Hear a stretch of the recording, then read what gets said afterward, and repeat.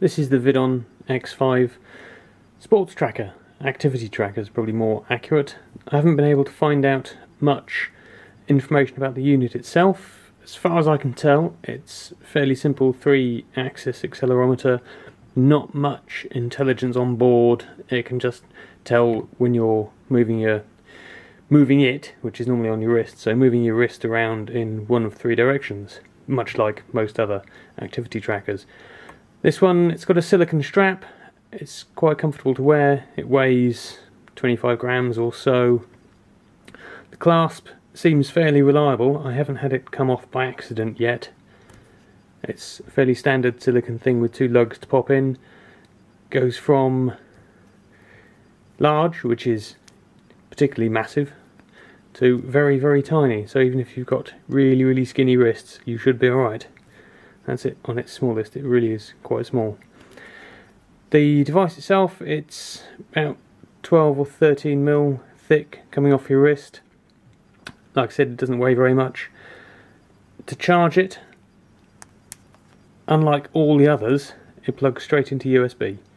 Charge lasts about 3 days with normal usage if you're not using the display or the alarm. Takes about 10 minutes to charge fully. This one has single button control. It has a display on it, so you can show the time, and you've got a little battery meter there. That's the number of steps walked since midnight. It seems to roll over midnight. You can't change it to any other interval. And the number of calories it thinks you've burnt.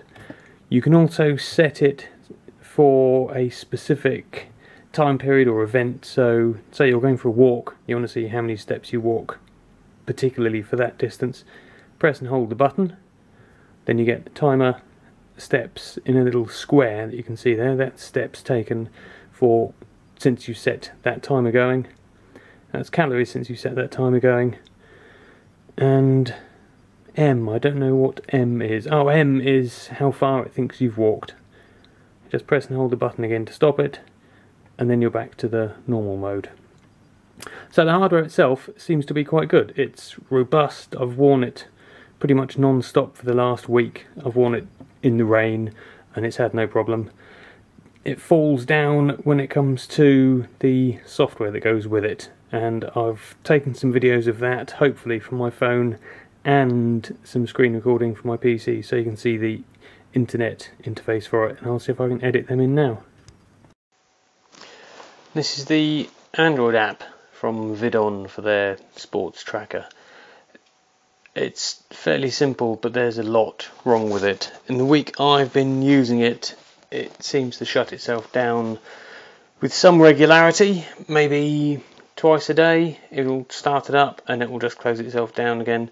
You have to forcibly stop the task and then restart it to get it to work properly. Once it's working, it seems to be okay. A brief run through of what you see. Up the top you get the name from your profile, scores, grade, don't know what they are, I'll speak about them a bit more later on. Sync time was the last time it pulled the data from the band. I've just started it up, so you can see there it pulled the data at 11:44, which was a minute ago. In the middle you get a brief rundown of your activity for the day. It thinks I've walked 2,344 steps, which probably isn't far off for today. The distance it thinks you've walked, that seems to be completely random. Earlier on that was saying 1.8 or 1.9 kilometers, now it's gone down to 1. How you slept last night, I think there's 4 grades for that. Soundly, okay, so-so, and badly, or something silly. And the number of calories it thinks you've burnt from that activity. It also claims you can share it to Twitter and Facebook, and neither of those 2 functions work. Along the bottom you've got trend. This gives you a graph of your activity for day, week or month, and it's a really, really simple graph. It just gives you the activity it's tracked. Steps up the top, and turns, which is how much you've moved overnight. Again, they don't seem to tie into exact data.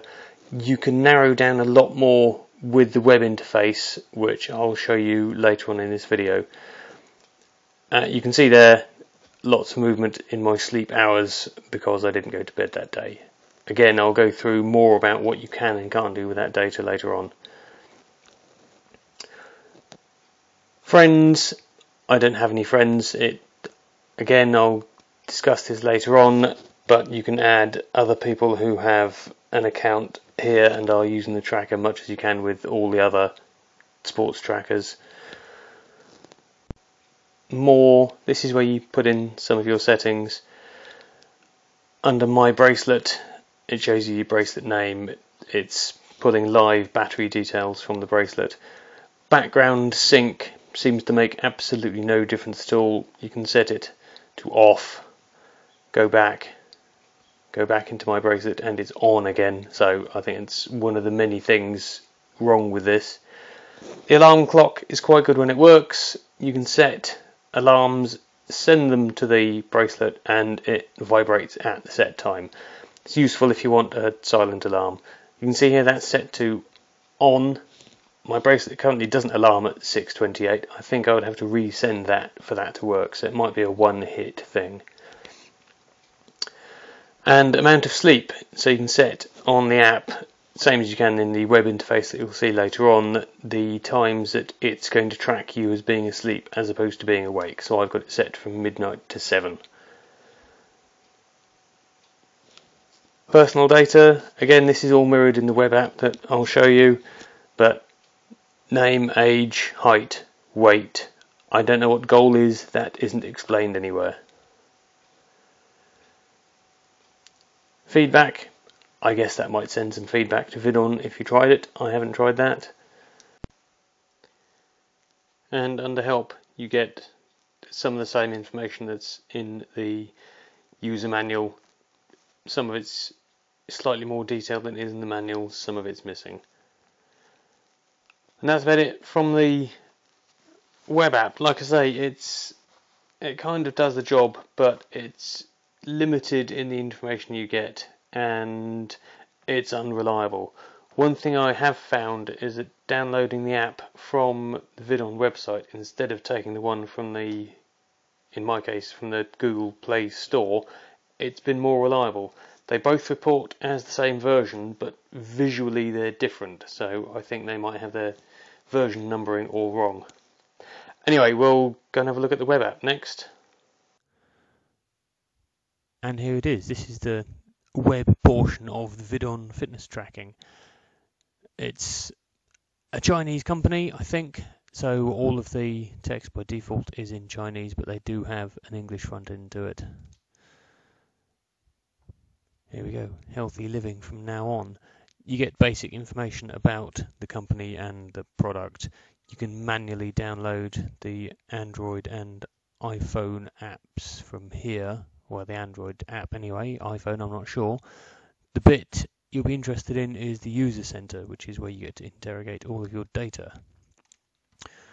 Login, as you'd expect. There's a captcha even on the login page, which is probably quite good. I don't mind having an extra level there. And this is what you get. I've had mine for a week, so you can see I've got some score and I've got level 1 grade. I don't actually know what that grade is, but the important stuff is the data. This is the brief overview. So for today you can see I've done just over 2,000 steps. It reckons I've walked 1,362 meters, and last night I slept okay. You can drill into that slightly further with this little graph here. So this is the number of movements registered per hour. So between 7 and 8, 407. Between 8 and 9, when I walked the dogs, 1,632. And then I started work, so I probably haven't moved that much. It tracks sleep movement exactly the same way as walking, but it just counts them as sleep because they're in a particular time period. So you can see here I flapped about a bit at 4 in the morning and flapped about a bit at midnight. Other than that, seems I was dead to the world, which is not surprising because I was quite tired last night. You can skip back day by day, so you can see yesterday, again tracks by hour the amount of movement. You can see there I went to bed about just after 11, stopped moving after that. You can bump through the days as they happened. One thing I did find, I worked all night on Wednesday, I think, and yeah, here you go. I think this was it. Yes. Once you set your sleep zones, so I've got it set between midnight and 7, you can't change it. So it thinks I slept very badly because I kept moving throughout the night. This is purely because I was up and working and didn't go to bed. There's no way to go in and change this after the fact, so I can't tell it I was actually awake and have it improve my sleep rating. Doesn't really matter if you're drilling through the data like this, but if you wanted to, if these overviews actually cared to you and you wanted to share them out somehow, then it might be a problem. But for me, not so much. So yeah, you can see steps, distance walked, calories for some reason doesn't work out, and sleep rating, obviously that day was bad. The trend graph, you can narrow it down by day, week or month, so you can see if you've had a particularly active week or particularly active day. You just get all of the stats there. Monthly is irrelevant for me at the moment because I've only been using it for a week, and you can drill down through that by distance, calories and sleep. If we do that on day instead, so you can see there distance walked each day, calories burnt. It worked out calories for one day and it reckoned I burnt 8. For the rest it hasn't worked. And sleep, again, you can see my sleep is fairly static apart from that one day where I wasn't actually sleeping.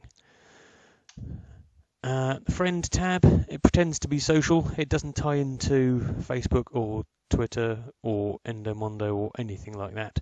So I don't have any friends. Poor me.